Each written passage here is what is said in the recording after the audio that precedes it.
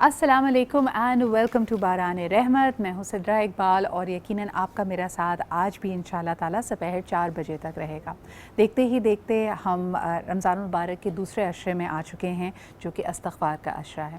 मेरे ख़्याल में दुनिया में सबसे मुश्किल काम अगर हमें कोई लगता है तो वो किसी से माफ़ी तलब करना, क्योंकि इसमें सबसे पहली चीज़ जो होती है कि आपको एक्सेप्ट करना पड़ता है that you have made a mistake, आपने कोई गलती की है। And as human beings we try to deflect it. हमारा दिल चाहता है कि हम अपने आप को परफेक्ट अंदाज में देखते हैं, हमारे अलावा हर एक में हमें कमियां, कोताहियां, गलतियां नज़र आती हैं, लेकिन अपनी गलती को एक्सेप्ट करना ये बहुत मुश्किल है। लेकिन अगर हम अपनी ज़िंदगी में कोई भी मस्बत तब्दीली चाहते हैं तो हमें इसका बगौर जायज़ा लेना पड़ेगा, एक न्यूट्रल जायज़ा लेना पड़ेगा। ये देखना पड़ेगा कि अगर हमारी ज़िंदगी में वो रिज़ल्ट्स नहीं आ रहे जो हमें चाहिए तो इसका मतलब है हमें कोर्स करेक्शन की ज़रूरत है। We need to correct something or the other, वरना हम वही करते रहें जो हम कर रहे हैं तो रिज़ल्ट्स भी वही आएंगे जो हमारे सामने हैं। So if you want to change the results, मिसाल के तौर पे अगर आप कामयाबी चाहते हैं, अगर आपको लगता है कि आपका कारोबार सही नहीं, बल्कि इसको सिंप्लीफाई करते हैं, अगर आप कोई रेसिपी ट्राई कर रहे हैं और हर दफ़ा एक कोई ख़ास गलती हो जाती है, कबाब टूट जाते हैं या फ़लानी चीज़ जल जाती है, तो जिस तरह आप टेम्परेचर को एडजस्ट करते हैं, अपने हाथ की मूवमेंट को एडजस्ट करते हैं, उसी तरह बड़ा अहम है कि हम अपनी गलतियों से सीखें। लाइफ में अगर आप इसको एक फ़लसफ़े के तौर पे भी देखें, मिस्टेक्स नहीं होती, इसमें बेसिकली लर्निंग्स होती हैं। अगर कहीं पे आपके पास कोई ऐसा रिज़ल्ट आ रहा है जो मनचाहा नहीं है तो इसका मतलब है you can always change the way you do things to get the results that you want. अच्छा, अब इसको अगर हम रूहानियत से लिंक करते हैं, जैसे कि हमने कहा कि अल्लाह ताला की बारगाह में हाज़िर होकर भी हम ये एतराफ़ कर रहे हैं कि हमसे गलतियाँ हुई हैं, हमसे ख़ताएँ हुई हैं। कभी कभार हमारा ज़मीर इस पे मलामत कर रहा होता है, कभी अनजानी गलतियाँ होती हैं जिसका इशारा शायद दूसरे या जिसका एहसास शायद दूसरे हमें दिलाते हैं। या अगर आप उन खुशनसीबों में हैं जो इस माह मुबारक में कुरान को उसकी तफसीर से पढ़ रहे हैं, तो उससे भी आप हिदायत हासिल कर रहे हैं। हमारे उलमा इकराम के साथ हमारा सेगमेंट होता है, वो कई बातों में हमारी रहनुमाई करते हैं कि भाई ये गलती हो गई है, इस गलती को सुधार लीजिए। तो ये गलतियाँ सुधारने का सिलसिला चलता रहेगा, लेकिन किसी भी चीज़ को एक्सेप्ट करना उसकी पहली मंजिल है। यानी we first need to accept that something is wrong और there is a problem and then we try to fix it. अल्लाह ताला की बारगाह में जब हम इस्तग़फ़ार करें तो इस नीयत से करें या इस इरादे के साथ करें कि इंशाअल्लाह ये गलतियाँ हमसे दोबारा सरज़द नहीं होंगी। और हम बेशक ख़ता के पुतले हैं, लेकिन अपनी हद्दुल इम्कान कोशिश करेंगे कि इन प्रॉब्लम से, इन मसाइल से, इन गलतियों से हम दूर रह सकें। चाहे किसी को गुस्सा ज़्यादा आता है, किसी का हाथ छूट जाता है, कोई बदकलामी करता है, नाफरमानी करता है, झूठ रियाकारी करता है, रिश्वत ले लेता है, all these little things that make up the mess, अगर हम ये इरादा कर लें और अल्लाह ताला से मदद मांगें कि ये हमारे इरादे को पक्का कर दे, इसमें हमें गैब से मदद दे ताकि हम सीधे रास्ते पे रहें, तो इंशाअल्लाह ताला हम सब की उम्मीद है कि इस्तग़फ़ार कबूल हो। और यकीनन रहमतों की बारिश पूरे माह रमज़ान होती रहती है और अल्लाह ताला हमें ये तौफ़ीक अता करे कि हम इसको समेट सकें। कई दफ़ा याद रखिए कि ये मसला नहीं है कि अल्लाह ताला की निगाह करम आप पे नहीं है, हम अक्सर नेमतें हासिल करने के बाद भी उनको गवा देते हैं। तो बड़ा अहम है कि हमारे अंदर वो कैपेसिटी हो, रिसीव करने की कैपेसिटी। अल्लाह ताला हमें जो बेशुमार नेमतें दे रहा है, और अगर आपने एक चीज़ समझना चाहें कि क्या चीज़ आपकी रिसीविंग कैपेसिटी को बढ़ा देती है, वो है शुक्रगुजारी।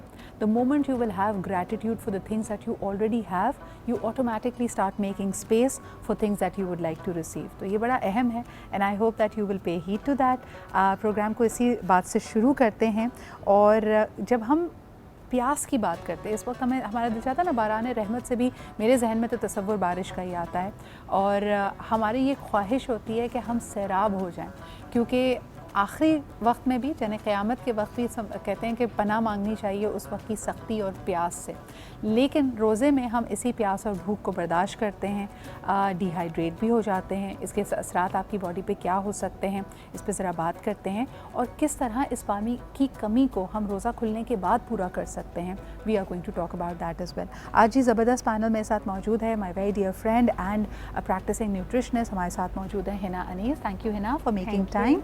और आप ही के साथ तशरीफ़ रखते हैं doctor Sheikh Nadeemuzzaman, family physician हैं। और यकीनन ये किसी एक का मसला नहीं है, ये सिर्फ रमज़ान तक मुहित बात नहीं है। मैं अगर किसी सैलून में भी जाती हूँ और या हमारी फ़ील्ड में तो अक्सर जब आपका मेकअप हो रहा होता है तो आपका मेकअप आर्टिस्ट चेहरे को हाथ लगाकर, जिल्द को हाथ लगाकर बता सकता है कि भाई यू आर डिहाइड्रेटेड। हम अक्सर समझते हैं कि ये हमारी ड्राई स्किन है, लेकिन पानी की कमी और ड्राई स्किन में बहुत फ़र्क होता है। तो डॉक्टर साहब, सबसे पहले तो आपसे ये पूछना चाहूँगी, बच्चा जानता है 8 ग्लास पानी दिन में पीना चाहिए, 1/3 of our body is the rest of the things, बल्कि 3/4 सिर्फ पानी ही है, लेकिन फिर भी हम पानी कम क्यों पीते हैं? नहीं, एक्चुअली पानी ऐसा है कि पानी जो है ख्वाहिश पे भी होता है। आपको अच्छा लगता है तो आप पीते हैं, आपका दिल चाहता है मैं पानी पीऊँ, तो उसमें एक कशिश होती है पानी के अंदर। वो कशिश ऐसी है कि वो हर एक को अट्रैक्ट करती है, चाहे वो बच्चा कभी कभार लगता है कि पानी के अलावा प्यास नहीं बुझेगी, खासतौर पर जब हम रोज़ा खोलते हैं। आप दुनिया भर के मशरूबात सामने रख दीजिए, उसका रंग, उसकी खुशबू शायद अट्रैक्ट करे, लेकिन पानी का काम सिर्फ पानी करता है। पानी इसलिए चाहे वो रंग बिरंगा शरबत हो, जो लोग कहते हैं कि जो हम जूस पी रहे हैं वो, उसके बावजूद लोग कहते हैं अब पानी दे दो मुझे। अब पानी की अट्रैक्शन ही कुछ और है, उसमें लज्जत ही कुछ और है। बिल्कुल। और रमज़ान में तो उसकी लज्जत और बढ़ जाती है। बिल्कुल सही। मैं ये समझता हूँ कि पानी जो है ना, हर दौर में आइंदा जब तक के हयात हैं पानी मांगते रहेंगे लोग, और हम पीते रहेंगे, उससे एंजॉय करेंगे। लेकिन मुझे बताएं, जैसे कहा जाता है कि न्यू बॉर्न जो बेबीज़ हैं उनको फर्स्ट 3 मंथ्स या 6 मंथ्स तक पानी नहीं दिया जाता, सिर्फ इस वजह से कि वाटर बोर्न डिजीज़ बहुत हैं और उसके लिए बच्चा किसी बीमारी में मुब्तला हो सकता है। लेकिन ये भी जनरली एक नया ट्रेंड है, ये हम गुज़िश्ता कुछ सालों से देख रहे हैं। आप इस ट्रेंड को कैसे देखते हैं कि वाकई बच्चे को पानी नहीं देना चाहिए?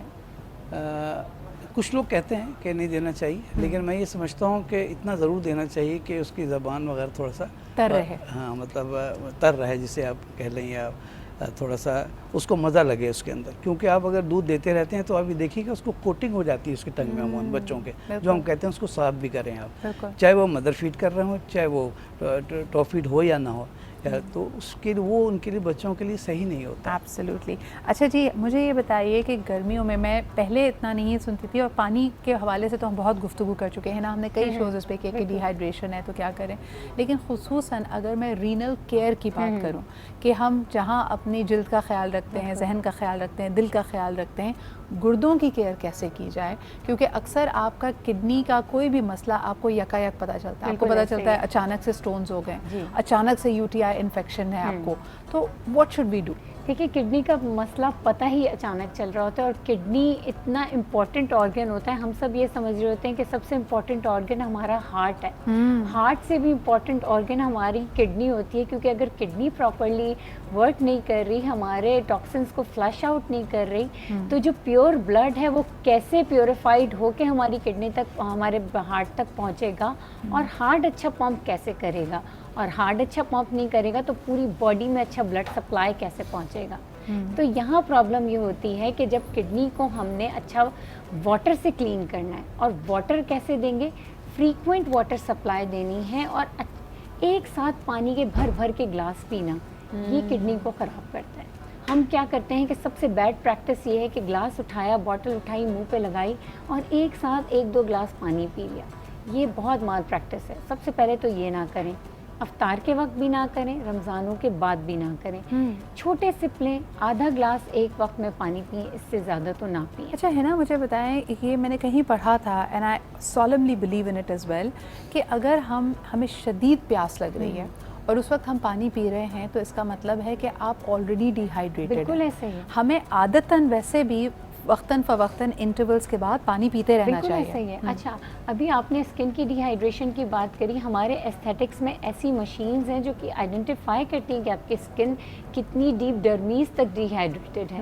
हम हमारे क्लिनिक्स में जब आते हैं तो हम उसके क्लिनिकल ट्रायल्स लेते हैं उसके स्किन के, उसके हेयर्स के। इनफैक्ट आपके हेयर्स डिहाइड्रेटेड हो जाते हैं। अच्छा, ये बड़ी इंपॉर्टेंट बात है आपने की है, क्योंकि अगर न्यूट्रिएंट्स की, हाइड्रेशन की कमी हो तो अक्सर जो आप सैलून ट्रीटमेंट्स करा रहे हैं कि जी मेरे एंड्स ख़राब हो गए या तो हेयर कट कर दीजिए, या मिड लेंथ ख़राब हो गई, चलो deep protein conditioning, of course इनके नताइज हैं, इनकी बेनिफिट्स हैं, लेकिन सिर्फ इसलिए क्योंकि आपने पानी नहीं पिया हुआ। सही भाई, पानी नहीं पिया हुआ। और दूसरी बात, अगर आप पानी पी भी रहे हैं और कहीं ना कहीं आपको किडनी का इशू है, जब भी आपकी बॉडी में डिहाइड्रेशन ही रहेगी, क्योंकि आपकी बॉडी से टॉक्सिन्स रिलीज नहीं हो रहे हैं, वो टॉक्सिन्स आपकी किडनी में यूरिया कैरेटिनाइन बन के ऑक्यूमुलेट हुए हुए पड़े हुए हैं, और कहीं ना कहीं वो किडनी स्टोन्स बनते जा रहे हैं और आपको पता भी नहीं है। और बहुत तकलीफ यूरिक एसिड लोगों का बढ़ता जा रहा है, लोगों के घुटनों में, पिंडलियों में दर्द हो रहा है। आपने देखा होगा टोस के पास छोटी छोटी सी गुठलियाँ बनती जा रही हैं, हमें पता ही नहीं है। अच्छा, ये आपने बड़ा इंपॉर्टेंट इशू उठाया है, क्योंकि कल परसों भी हम बात जब आर्थराइटिस की, जॉइंट पेन की कर रहे थे, डॉक्टर साहब यूरिक एसिड जब बॉडी में बढ़ता है तो उसका क्या इम्पैक्ट होता है? एंड सबसे पहले घुटनों में आपकी तकलीफ क्यों शुरू हो जाती है इससे? नहीं, देखिए कि ये कहना कि सिर्फ घुटनों में ही हो, मैं समझता हूँ एंकल में भी हो सकती है, ऑल जॉइंट्स इन्वॉल्व होते हैं उसके अंदर, लेकिन वो स्टेप माइग्रेटिंग होता है एक्चुअली ये पेन ना। तो इसके होता ये कि ब्लड में इनकी क्वांटिटी यूरिक एसिड की बढ़ जाती है, ठीक है ना। अब वो इसलिए बढ़ जाती है कि मुख्तलिफ़ चीज़ें हम लोग जो खाते हैं उसमें उसको एहतियात नहीं करते उसके अंदर। मिसाल के तौर पे आपको कोई लोग जो है रेड मीट लेते हैं, तो रेड मीट जो लोग ज़्यादा खाते हैं तो उसके अंदर क्या होता है, उसमें यूरिक एसिड बहुत ज़्यादा होता है। जैसे एनर्जी ज़्यादा होती है तो यूरिक एसिड भी ज़्यादा होता है, तो उसकी वजह से क्या होता है कि फिर ब्लड के अंदर जो है ना यूरिक एसिड बढ़ जाता है, जो फिर जॉइंट में डिपॉजिट होता है। जो कि ब्लड में अगर बढ़ जाए तो तकलीफ होती है क्या? अगर हमारे व्यूअर्स के लिए आप एक्सप्लेन करें। ये असल में क्या होता है कि जॉइंट्स के दरमियान जो होता है ना, स्पेस जो होते हैं, उस जॉइंट्स के अंदर जो है ना वो स्पेस में आ जाता है, जिसकी वजह से उसकी मूवमेंट के ज़ाहिर हम जितनी एनर्जी लेते हैं, जैसे रेड मीट के हवाले से ले लें, ज़्यादा खा लिया हमने, तो फिर जब जमा होता है तो उसके लिए हम एक्सरसाइज उतनी नहीं कर पाते, तो फिर वो जॉइंट्स में डिपॉजिट होता है, तो वो हमें मूवमेंट में जो है ना वो तकलीफ़ देता है। फिर हमें कहते हैं कि भाई ये क्या ऑस्टियोपोरोसिस है, ऑस्टियोआर्थराइटिस है, या फिर यूरिक एसिड हाई हो गया उसकी वजह से हो रहा है। तो इसका इलाज बहुत ईजी है एज़ कम्पेयर टू अदर, जैसे अर्थराइटिस है, अर्थराइटिस का अलग है, और यूरिक एसिड का इलाज ज़्यादा इजी है एज़ कम्पेयर टू अदर्स।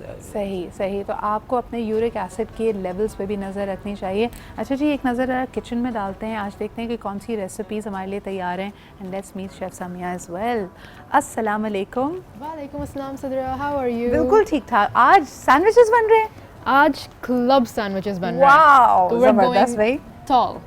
क्या बात है आपकी। And that's always better. तो ब्रेड ऑलरेडी मौजूद है, चिकन ऑलरेडी मौजूद है, चीज़ इज़ देयर। इस पे लगने क्या क्या वाला है?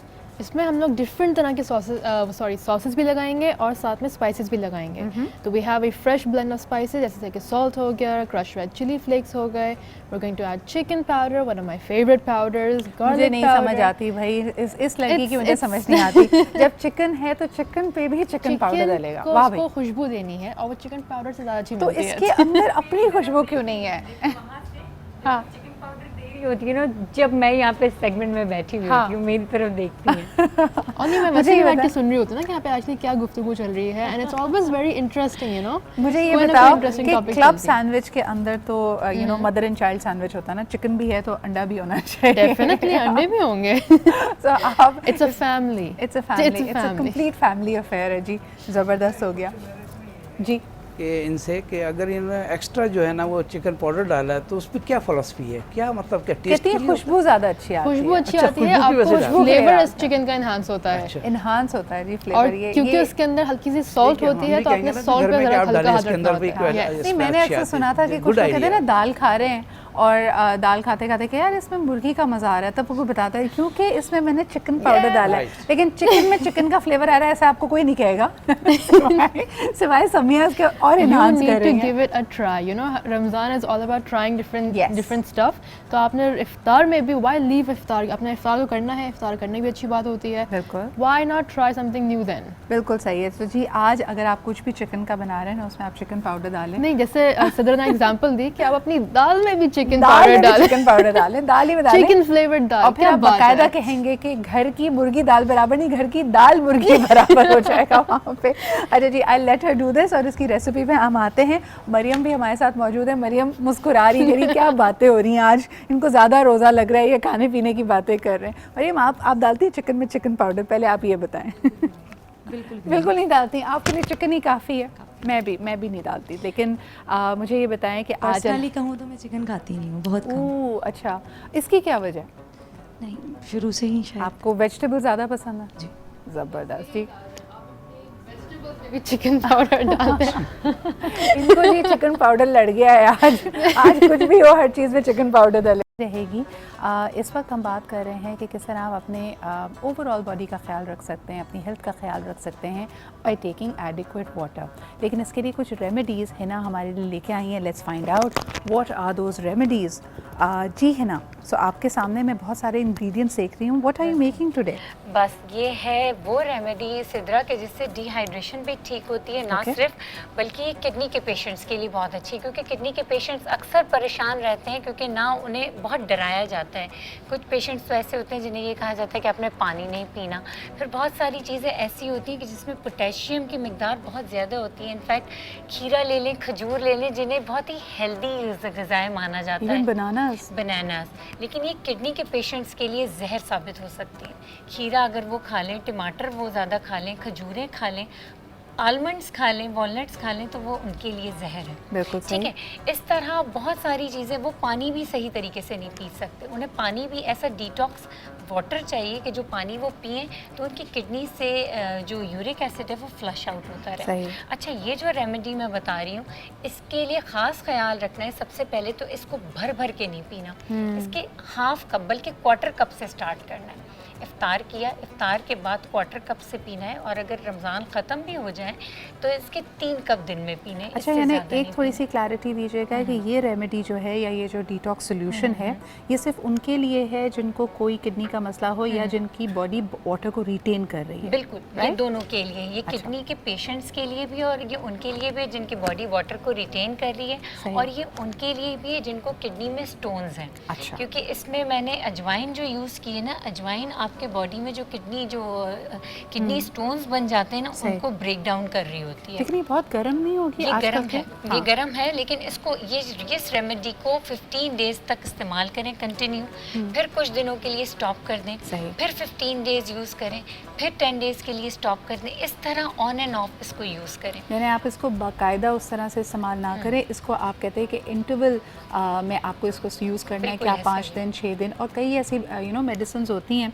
जिन लोगों को जॉइंट पेन है, टेपर करते हैं, या आपको कहा जाता है कि 15 दिन ले लें, फिर 15 दिन का गैप दें। हम एक क्रॉनिक पेशेंट के लिए कह रहे हैं, हम सीकेडी के पेशेंट्स के लिए कह रहे हैं, क्योंकि बहुत सारे हम अगर वैसे डिटॉक्स वाटर हम अपने वेट लॉस के लिए कर रहे होते हैं तो ये कोई बहुत बड़ा इशू नहीं होता। लेकिन जब बात आती है क्रॉनिक डिजीजेस की, तो फिर हम उस पेशेंट को बहुत ही ज़्यादा कंसंट्रेशन के साथ इवेल्युएट करके, असिस्ट करके उसको डील कर रहे होते हैं। इसमें पुदीना मैंने दिया है, धनिया हाई इन पोटेशियम होता है, धनिया आपके लिए जहर है। सारे किडनी के पेशेंट्स के लिए धनिया, पुदीना इसलिए दिया है क्योंकि डाइजेस्टिव इश्यूज हो रहे होते हैं, ब्लोटिंग को खत्म कर रहे होते हैं, तो ब्लोटिंग की वजह से भी वाटर रिटेन कर रहा होता है। रेमेडी, इसको बनाने का तरीका, इसमें 1 लीटर पानी लेना है।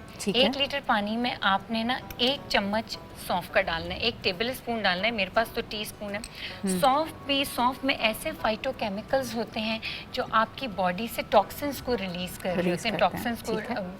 अच्छा, इसमें 1 टीस्पून अजवाइन डालनी है। देखिए, ये टीस्पून है, भर के डालनी है 1 लीटर पानी में। मैं 1 लीटर का सॉल्यूशन बता रही हूँ। 5 से 6 पत्ते पुदीने के डालने हैं। सही, ये फ्रेश लीव्स हैं आपके, पेपरमिंट के। 5 से 6 पत्ते डाल दिए। आधा लेमन डाल देना है, फुल लेमन डाल देना है आपने। किसी ने काटा गलत अंदाज में, उल्टा काट दिया। मैं वही देख रही थी। अच्छा, कि ये बेचारा। अब इसको क्या करना है, इसको हमने थोड़ी देर ऐसे मिक्स करके इसको हल्का बॉईल कर देना है। 3 से 4 मिनट इसको बॉईल कर देना है, क्योंकि यहाँ पे अच्छा, ये 2 तरीके हो सकते हैं ना इसके। अगर आप इन्फ्यूज बना रहे हैं तो रादर देन कि आप इसको नेकेड फ्लेम पे रखें या इसको गर्म करें, आप गर्म पानी में भी ये चीज़ें मिला के उसको रख सकते हैं। ये हल्का सा गर्म पानी है मेरे पास, आप ये देखें, ये गर्म है, तो इसने आपने देखा इसके फ्लेवर पूरा ऑटोमेटिकली हम देख रहे हैं कि कलर आने लग गया। 12 आवर्स के लिए आपने इसको हल्की जाली ढक के इसको रख देना है 12 आवर्स के लिए। सुबह जब आप उठेंगे तो आपने इसका क्वार्टर कप सुबह में पीना है, क्वार्टर कप दोपहर में पीना है, और क्वार्टर कप रात को पीना है। इस तरह 3 दफ़ा पीना है। और अगर आपने इफ्तारी करी तो इफ्तार के बाद क्वार्टर कप आपने सहरी तक पीते रहना है। सही। इस तरीके से इंटरवल्स में पीना है। दोबारा इसको देख लेते हैं कि आप थोड़े से गर्म पानी में आप के पास होना चाहिए, यानी जो माइल्ड वाटर होता है उसमें आपने डाला और आपने कितनी देर उसको रहने दिया है? 12 घंटे। 12 घंटे के बाद ये तैयार है और इसका इस्तेमाल आप थोड़ा थोड़ा यूज़ करें। पहले आप सिर्फ आधा कप मेरे ख्याल में सहरी और इफ्तार में लें, then you can take up. आहिस्ता आहिस्ता पहले दिन आपने आधा कप लेना है, उसके बाद क्वार्टर कप आपने 4 से 5 दफ़ा लेना है, सहर से लेके अफ्तार तक। अच्छा, मुझे बताएं इसका इम्पैक्ट क्या होगा? लोग घबरा ही ना जाए ना कि कैसा महसूस कर रहे हैं, इसको पीने के बाद रिजल्ट्स क्या आएंगे? बहुत अच्छे रिजल्ट्स आएंगे। आप ये फील करेंगे, देखें जो अक्सर किडनी के पेशेंट्स होते हैं ना, उनको टांगों की तरफ, पीछे बैक की तरफ बहुत खिंचाव फील हो रहा होता है। जब वो रोज़ा रखते हैं तो बहुत लेथार्जी फील हो रहे होते हैं, तो सहरी के वक्त भी ये पियेंगे ना तो बहुत हल्का फील करेंगे, उनको दर्द नहीं होगा, किडनी की तरफ प्रेशर फील नहीं आएगा। और दूसरे उनको अक्सर फीवर फील हो रहा होता है, वो टी कॉफ़ी नहीं पी सकते, तो एनर्जी फील करेंगे ये पीने। इसको थोड़ा सा बॉईल करके पिएं तो टी का फ्लेवर भी आएगा इसमें, अच्छा फील करेंगे, बहुत अच्छा फील करेंगे। एब्सोल्युटली। सो ये आप तैयार, ये रेमेडी आप इस पर डॉक्टर साहब कुछ कहना चाहेंगे? इसका ये तो ऑल हर्बल है, नेचुरल है ना। Let's move towards it. आप कोई क्वेश्चन कर सकते हैं जी, आइए आप इधर ही आ जाएं। नहीं सर, आप बैठे है ना, आप वापस आ जाइए क्योंकि हम बंधे हुए ये हैं। पूछ रहा था जी जी जी सर कि ये ऑल तमाम मतलब किडनी पेशेंट्स के लिए या कोई कैटेगरीज है हमारे किडनी सर? पेशेंट्स यहाँ ये ऑल किडनी पेशेंट्स के लिए, मगर मैं यहाँ इस बात को क्लियर करती चलूँ कि डायलिसिस पे जो स्पेशली पेशेंट जो डायलिसिस पे आ चुका है या जो मेडिसिन यूज कर रहे हैं, ये मेडिसिन वाले पेशेंट्स के लिए भी है, क्योंकि मैं अपने सेंटर्स में किडनी के पेशेंट्स को भी डील कर रही होती हूँ, उनके न्यूट्रिशनल प्लान्स भी बना रही होती हूँ। इसको नैरो डाउन करें क्योंकि रीनल में भी तो कई चीज़ें होंगी ना, जब आप रीनल फेलियर में जा रहे हैं। This is particularly for people जिनके किडनीज में स्टोन्स हो जाएं, तो एक नेचुरल रेमेडी है, ताकि क्योंकि आप देखिए दवाइयाँ भी जब उसको नॉन सर्जिकली ट्रीट किया जा रहा होता है, कोशिश यही होती है कि वो किडनी स्टोन ब्रेक हो और वो ऑटोमेटिकली बॉडी उसको पास आउट कर सके। तो उसमें ये मदद आपको दे सकता है, जिस तरह के हिना ने बताया कि इसमें अजवाइन है। बहुत रिसर्च करके इसको बहुत नैरो डाउन करके बनाया है। यस, इसको डायलिसिस के पेशेंट्स यूज ना करें अनटिल एंड अनलेस उनका चेक किया जाएगा कि वो कितना हद तक वाटर ले मौलिद सकते से हैं। पूछकर फिर आप उनसे ये रेमेडी शेयर कर सकते हैं। अगर आपका मौलिद आपको इसकी इजाज़त दे तो आप कर सकते हैं, but please do take care of your kidneys. मुझे लगता है कि पानी का कम पीना, इसमें बहुत सारी छोटी छोटी टिप्स आ जाती हैं। आप देखें हमारे अक्सर जो वर्क इन्वायरमेंट्स होते हैं ना, वहाँ पे हमारे पास एडिक्वेट फैसिलिटीज़ ना होने की वजह से आप पूरा दिन लोग वॉशरूम नहीं जाते। This is one of the key things. बहुत ज़्यादा ये इशू, इस पे मैं यहाँ पे बहुत ज़्यादा फोकस करना चाहूँगी कि आप इसी वाटर की बोतल बना के अपने साथ ले जाएं और इसके छोटे छोटे सिप लेते रहें। देखिए ये सिद्रा इतना बड़ा इशू हो चुका है यूटीआई का, कि यूटीआई से इतने वेरियस इन्फेक्शंस बॉर्न हो रहे हैं कि फीवर्स हो रहे हैं, अनयूजुअल फीवर्स हो रहे हैं, जिसे हम यहाँ पे रूल आउट नहीं कर पा रहे। तभी हम कहते हैं ना कि इस्लाम दीन फितरत है। कितना हमें बाकायदगी से ये रिमाइंड कराया जाता है कि सफाई निस्फ ईमान है। आपको अपनी पाकीज़गी का, अपनी तहारत का ख़ास ख्याल रखना है। और कई दफ़ा लोगों के लिए ये कैश 22 भी बन जाता है। होता ये है ना कि अगर हमें अपने वर्क एनवायरनमेंट में जो भी हमारे पास बाथरूम की फैसिलिटी है वो हमें इतनी क्लीन नहीं लगती, तो फिर हम उसको अवॉइड करने लग जाते हैं। एग्जैक्टली सेम यही बात है कि हम क्या, हमारे घर हम माई सेल्फ मैं मेरी खुद की ये माल प्रैक्टिस हो जाती है अक्सर, और इस पे मैं सफ़र कर रही होती हूँ, जिस पे मैं और पूरा साइकिल है, यानी आप जाना नहीं चाह रहे तो आप पानी कम पी रहे हैं, ये सोच के कि अगर पानी ज़्यादा पिया तो फिर आपको बार-बार। एक और रीज़न भी है कि बहुत सारे वो लोग जो टी और कॉफ़ी का यूज़ बहुत ज़्यादा करते हैं, क्योंकि ये भी एक डायरेटिक है और इसकी वजह से भी आपको वॉशरूम बहुत ज़्यादा जाना पड़ता है। तो टी और कॉफ़ी का इस्तेमाल थोड़ा सा कम करें, क्योंकि वो आपकी बॉडी से जो मिनरल्स और इलेक्ट्रोलाइट्स होते हैं उसको भी फ्लश आउट जो अहम आपके लिए न्यूट्रिएंट्स हैं वो जरूरी है। अच्छा, ये बड़ी इंपॉर्टेंट बात की और यहाँ पे मैं ऐड करना चाहूँगी, this is something I pick from my fitness trainer as well. मैं रमज़ान में भी वर्कआउट कर रही होती हूँ। आप सिर्फ और सिर्फ अपने वर्कआउट का टाइम आधा कर दें। अगर आपको रोज़ 45 मिनट करने की आदत है तो आप थोड़ा उसको 20 मिनट्स पे ले जाएं। 1 घंटा वर्कआउट करते हैं तो maybe bring it down to 40 minutes, लेकिन वर्कआउट ज़रूर करें। तो हम अक्सर ये बात कर रहे होते थे कि मैंने बहुत पानी पिया है लेकिन मुझे चक्कर आ रहे हैं, लेकिन मैं डिहाइड्रेट हो रही हूँ। And she told me this कि अगर आप ऑलरेडी डिहाइड्रेटेड हैं या आपने रोज़ा रखा हुआ है तो आपकी बॉडी में इलेक्ट्रोलाइट्स कम हैं, जिनको हम नमकियात कहते हैं। अब इस कम नमकियात वाली स्टेज में है ना, अगर मैं भर के 4 ग्लास पानी पी लूँगी तो बॉडी में जो नमकियात है वो मज़ीद डाइल्यूट हो जाएंगी। ऑब्वियसली तो उस वक्त आपके लिए ज़रूरी है कि आप कोई ORS कैल्सी, या अगर कुछ Yes. नहीं है तो आप पानी में थोड़ा सा नींबू और थोड़ी सी शक्कर डाल के ज़रूर पिए। एग्जैक्टली और यही प्रॉब्लम किडनी के पेशेंट्स के लिए कि जब उन्हें दर्द हो रहा होता है वो उस स्टेज पर आके पानी बहुत ज़्यादा पी रहते हैं, वो और यूरिनेट कर रहे होते हैं। और आपको चक्कर आने लगेंगे। Exactly. अगर आपकी बॉडी में इलेक्ट्रोलाइट्स कम है और आप पानी पी लें तो आप रादर देन कि you feel better you will feel worse. तो प्लीज़ मेक श्योर कि ख़ास तौर पर जब रोज़ा खोलें तो लोग कहते हैं पानी पानी पानी भी पिएं, लेकिन शरबत की भी अपनी अहमियत है, या फिर ORS या थोड़ा सा उसमें नमक चीनी उसकी होनी जगह चाहिए। मैं आपसे बेहतरीन इसका इलाज है फ्रूट्स के जो स्लशेस होते हैं, हाँ। वो हैं, आप उसके स्मूदीज बना के पिए तो वो आपको हाइड्रेट्स देंगे, उसमें बैलेंस इलेक्ट्रोलाइट्स बल्कि ना मैंने कल परसों बड़ी मज़ेदार चीज़ देखी, आपसे भी शेयर करना चाहूँगी। फ्रूट सॉल्ट्स जो पहले हम Yes. इनो जिसको कहते थे, वो भी फ्लेवर्ड आपको मिलेगा और वो ज़बरदस्त होता है। It will make you feel so much better. इंशाल्लाह ताला। सिद्रा, मैं एक बात आपसे शेयर करती हूँ, अल्लाह ताला ने मेरा साथ दिया तो इंशाल्लाह ताला मैं इस पे रिसर्च कर रही हूँ और इंशाल्लाह ताला मैं अपनी ब्रांड इसी फ्रूट सॉल्ट्स पे और फ्रूट बेस्ड सप्लीमेंट्स पे बनाने जा रही हूँ और मैं रोज़ इस पे वर्क करती हूँ और इस पे सर्च कर रही हूँ, रिसर्च बेस्ड मैंने अपनी पूरी टीम बिठाई हुई है इस पर। ज़बरदस्त। और अल्लाह ताला बस मुझे इस पे कामयाबी अता करे। इंशाल्लाह ताला। Thank you so much Hina. दूसरा डॉक्टर एक साहब। बात और जी। कहूँगा आपसे मैं जी।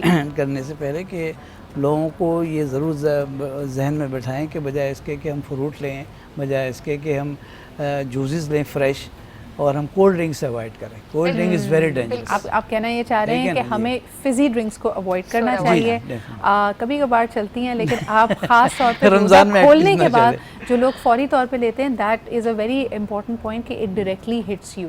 तो कोशिश करें कि आप कुछ खाएं, पानी वानी पिएं और हर चीज़ एतदाल में। हर